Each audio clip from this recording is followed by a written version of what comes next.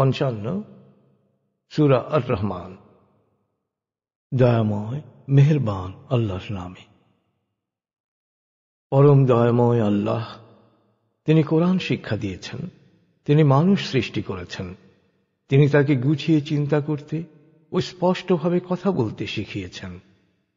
সূর্য ও চন্দ্র নির্ধারিত কক্ষপথে ভ্রাম্যমান, তারকা ও গাছপালা তাকেই সিজদারত, তাঁর নিয়মেই সমর্পিত। তিনি আকাশকে করেছেন সমুন্নত এবং সবকিছুর জন্যেই তৈরি করেছেন মানদণ্ড। তোমরা কখনো ভালো মন্দ বিচারে ন্যায়দণ্ড লঙ্ঘন করো না, সবকিছু ওজনে ন্যায্য মান প্রতিষ্ঠা করো এবং ওজন বা বিচারে কারচুপি করো না। তিনি জমিনকে সমস্ত সৃষ্টির জন্যে বিছিয়ে দিয়েছেন।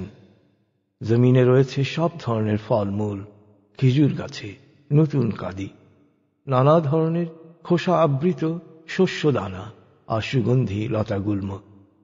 অতএব হে জিন ও মানুষ, তোমরা তোমাদের প্রতিপালকের কোন নিয়ামতকে অস্বীকার করবে? তিনি মানুষকে সৃষ্টি করেছেন পোড়ামাটির মতো শুকনো মাটি দিয়ে, আর অদৃশ্য জিনকে সৃষ্টি করেছেন ধোঁয়াহীন আগুনের শিখা থেকে। অতএব তোমরা তোমাদের প্রতিপালকের কোন নিয়ামতকে অস্বীকার করবে? তিনি 2 উদয়াচল ও 2 অস্তাচলের নিয়ন্ত্রক। অতএব তোমরা তোমাদের প্রতিপালকের কোন নিয়ামতকে অস্বীকার করবে?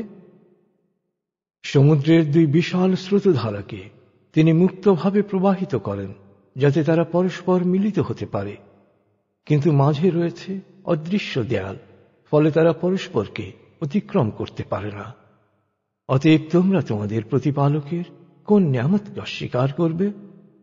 আর সমুদ্রে উৎপন্ন হয় মুক্তা ও প্রবাল। অতএব তোমরা তোমাদের প্রতিপালকের কোন নিয়ামতকে অস্বীকার করবে? সমুদ্রে চলমান পর্বতের মতো শোভাময় নৌযানগুলো তাঁরই নিয়ন্ত্রণাধীন। অতএব তোমরা তোমাদের প্রতিপালকের কোন নিয়ামতকে অস্বীকার করবে?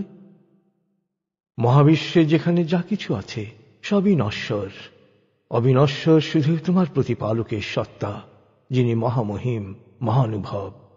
অতএব তোমরা তোমাদের প্রতিপালকের কোন নিয়ামতকে অস্বীকার করবে? মহাবিশ্বের সবকিছুই তাঁর উপর নির্ভরশীল, তাঁরই নিকট প্রার্থনা করে।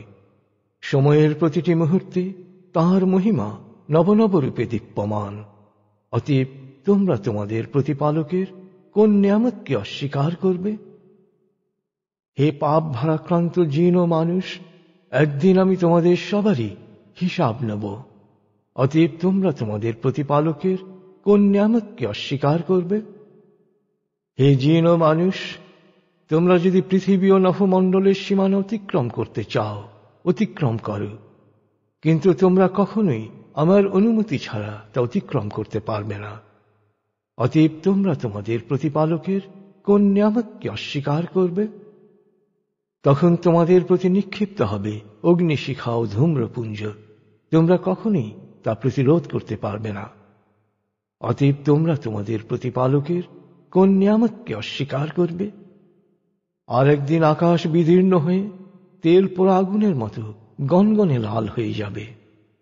অতএব তোমরা তোমাদের প্রতিপালকের কোন নিয়ামতকে অস্বীকার করবে? সেদিন কোনো জিন বা মানুষকে তার পাপ সম্পর্কে প্রশ্ন করার প্রয়োজন হবে না। অতএব তোমরা তোমাদের প্রতিপালকের কোন নিয়ামতকে অস্বীকার করবে? পাপে নিমজ্জিতদের চেহারাই বলে দেবে তাদের অবস্থা। তাদের চুলের ঝুঁটি ও পা ধরে টেনে হিঁচড়ে পাকড়াও করে নিয়ে আসা হবে। অতএব তোমরা তোমাদের প্রতিপালকের কোন নিয়ামতকে অস্বীকার করবে? এই সেই জাহান্নাম যা পাপে নিমজ্জিত ব্যক্তিরা অসত্য মনে করত। ওরা জাহান্নামের আগুন ও ফুটন্ত পানির মধ্যে দিক বিদিক ছুটোছুটি করতে থাকবে। অতএব তোমরা তোমাদের প্রতিপালকের কোন নিয়ামতকে অস্বীকার করবে? কিন্তু যে ব্যক্তি আল্লাহ সচেতন ছিল, তার জন্যে জান্নাতে রয়েছে 2টি বাগান। অতএব তোমরা তোমাদের প্রতিপালকের কোন নিয়ামতকে অস্বীকার করবে? উভয় বাগানই শাখা প্রশাখায় পরিপূর্ণ, সবুজ সতেজ গাছপালায় ভরপুর। অতএব তোমরা তোমাদের প্রতিপালকের কোন নিয়ামতকে অস্বীকার করবে? উভয় বাগানে দুটি স্রোতধারা নিয়ত প্রবহমান। অতএব তোমরা তোমাদের প্রতিপালকের কোন নিয়ামতকে অস্বীকার করবে? উভয় বাগানেই প্রতিটি ফলই হবে দু ধরনের। অতএব তোমরা তোমাদের প্রতিপালকের কোন নিয়ামতকে অস্বীকার করবে? জান্নাতে তারা বর্ণিল ব্রোকেট করা পুরু রেশমি কার্পেটে ঠেস বালিশে আরামে হেলান দিয়ে বসবে। দুই বাগানের ফল ঝুলবে তাদের নাগালের মধ্যে। অতএব তোমরা তোমাদের প্রতিপালকের কোন নিয়ামতকে অস্বীকার করবে? সে বাগানে থাকবে বিশুদ্ধ দৃষ্টির সমুজ্জ্বল সাথীরা, কোন জিন বা মানুষ কখনো যাদের কাছে আসেনি। অতএব তোমরা তোমাদের প্রতিপালকের কোন নিয়ামতকে অস্বীকার করবে? ওরা হবে মুক্তা ও চুনির ঔজ্জ্বল্যে দীপ্তিময়। অতএব তোমরা তোমাদের প্রতিপালকের কোন নিয়ামতকে অস্বীকার করবে? উত্তম কাজের প্রতিফল উত্তম পুরস্কার ছাড়া আর কি হতে পারে? অতএব তোমরা তোমাদের প্রতিপালকের কোন নিয়ামতকে অস্বীকার করবে? ওই দুটি বাগান ছাড়াও থাকবে আরো দুটি বাগান। অতএব তোমরা তোমাদের প্রতিপালকের কোন নিয়ামতকে অস্বীকার করবে? ঘন সবুজ শ্যামল সতেজ বাগান। অতএব তোমরা তোমাদের প্রতিপালকের কোন নিয়ামতকে অস্বীকার করবে? প্রতিটি বাগানেই উৎসারিত হচ্ছে দুটি ঝর্ণাধারা। অতএব তোমরা তোমাদের প্রতিপালকের কোন নিয়ামতকে অস্বীকার করবে? সেখানেও থাকবে প্রচুর ফলমূল, খেজুর, আনার। অতএব তোমরা তোমাদের প্রতিপালকের কোন নিয়ামতকে অস্বীকার করবে? বাগানগুলোর সবকিছুই হবে পরিশুদ্ধ ও মনোহর। অতএব তোমরা তোমাদের প্রতিপালকের কোন নিয়ামতকে অস্বীকার করবে? সুসজ্জিত বর্ণিল তাঁবুতে থাকবে পরিশুদ্ধ সমুজ্জ্বল সাথীরা। অতএব তোমরা তোমাদের প্রতিপালকের কোন নিয়ামতকে অস্বীকার করবে? কোন জিন বা মানুষ কখনো এদের কাছে আসেনি।